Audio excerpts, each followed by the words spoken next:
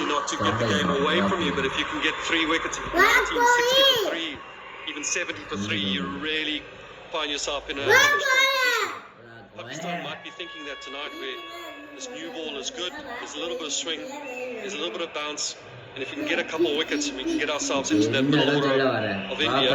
We might stand a chance on what it's probably a score that's probably 20, maybe 30 short where they would want to be at the end of the innings. Six അടിപ്പാം Rahul okay പാപ്പം 6 അടിക്കില്ല രാഹുൽ 6 അടിപ്പാം അത് രാഹുൽ ഗില്ല് രാഹുൽ ഗില്ല് ராகுல் 3 run அடிச்சிருக்காரு. ராகுல் 50 அடிப்பானா மாட்டான்? அடிப்பானா? சரி okay, wait பண்ணி பார்ப்போம் 50 அடிக்கிறானா இல்லைன்னு. ஓகே